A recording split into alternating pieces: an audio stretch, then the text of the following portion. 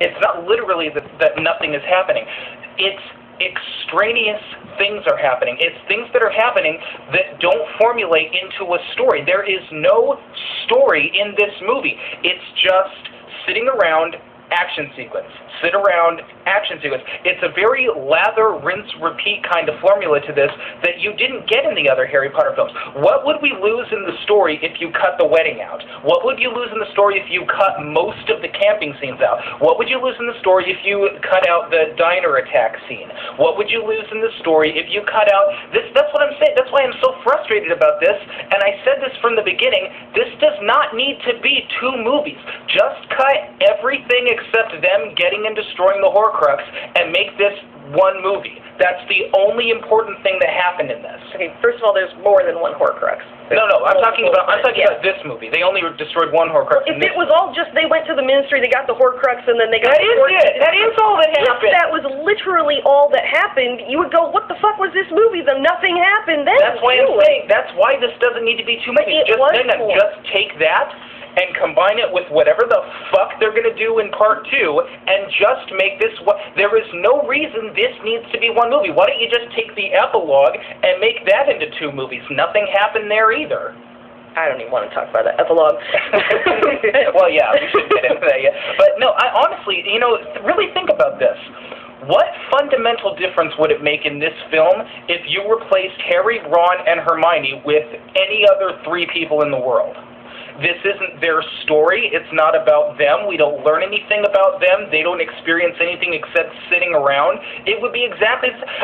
when I read the last book, I oftentimes forgot that I was reading a Harry Potter book. And honestly, when I was watching this movie, sometimes I forgot I was watching a Harry Potter film.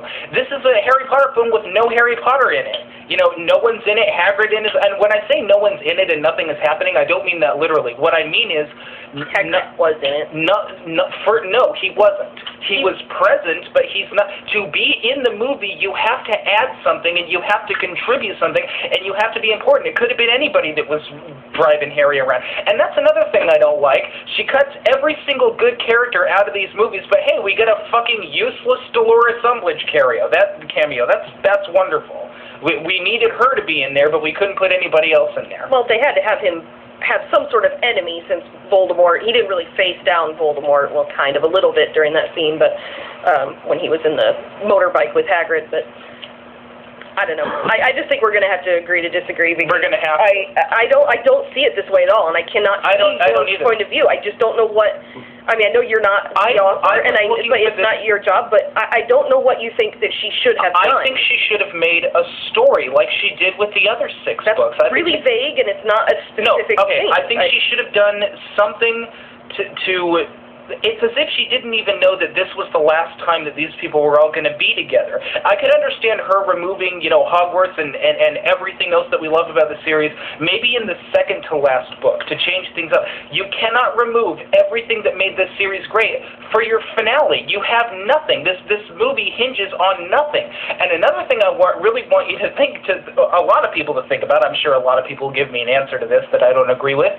Why the fuck hell is this called Harry Potter and the Deathly Hallows? The Deathly Hallows have dick to do with anything. I know we're not in this part 2 yet, and so I can't really go into exactly why, but they have dick to do with anything. They could have just as easily called this Harry Potter and the second tree he happened to pass when they were camping, for all the fuck that they have to do with anything with this goddamn story. Well, that's a little bit of an exaggeration. I do agree that I think she just picked it because it sounded cool, I guess. I don't know. I don't even know what they're doing in the book. I don't know what they're doing in the movie. And then I love what they did with the Deluminator, which makes absolutely no sense in the fucking universe. It's like, oh, hey, you know, I clicked the Deluminator, and the light came out, and it went inside me, and I knew where you guys were, and also it gave me a race car for me to get there for, you know, as long as it's doing whatever the plot needs it to do. Why not? No, I kind of agree with that, but I'm a little upset they it wouldn't have taken them any extra time to put this in there, but in the book, for anybody who hasn't read the book, that scene where Ron said something about, you know, oh, the Deluminator let me find you guys, they left out a cool little, I don't know if you remember this from the book, but a cool little dialogue where Ron said, "Oh, great, that meant Dumbledore knew I was going to leave you guys. Great, he thinks I'm a deserter." And then Harry, I think it's Harry, well, it had to be Harry because Hermione wasn't talking to him at that time, but Harry said something about, no, he knew you would always come back, and he would give you the means to always find us. I think that's kind of why she wanted to put that in there, too. Besides that, yeah, it was... That's fine. My problem is it didn't make any goddamn sense. Well, because they were on the run, and nobody was supposed to be able to find them, so if they're going to have, him leaving and coming back, how else would he find him? But... whatever. Everybody who writes does that. You have to make up stuff to make your plot make sense. But it's all the time in this, though. I mean, I can't talk because the whole thing with the Elder Wand becomes real bullshit in the second. What's going to be the second movie? So I can't really go into that. But I mean, it's every single thing. I didn't like a single thing about the book, and since this movie is exactly like the book, I didn't like a single thing about the movie. You actually told me, I remember, you liked a few things about the book. I liked one thing about the book. I liked when Hermione beat the crap out of Ron? No. You said you liked that. I did.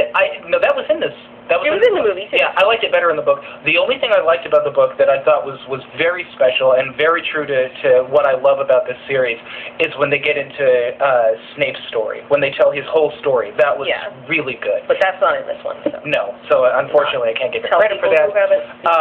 But, I can't review the book because I don't review books, but as this movie was just as bad, this might actually turn into a regular Confused Matthew review when it comes out on DVD. I mean, it was that bad. This movie was terrible. I just don't know. I don't get it. I don't get it. I don't get it either. They couldn't have... I don't know. I'm out of arguments, I think. She couldn't have made it like the rest of them, because like I said, it was building up to... Harry's going to be released and on his own. Like, he's of age now. He's on his own. I never saw this series. Well, that's what the prophecy literally says. I understand that. He's the only one. It doesn't say Harry with all his friends standing behind him the whole time. It's going to be Harry versus Voldemort. I do not understand why she had to single out that one aspect of the story and make that a whole fucking book.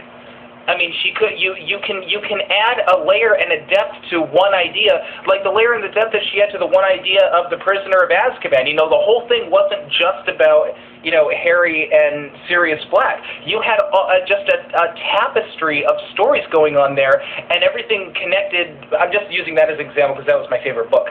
I mean, you had a very deep, rich story in that book. This is just guy versus guy.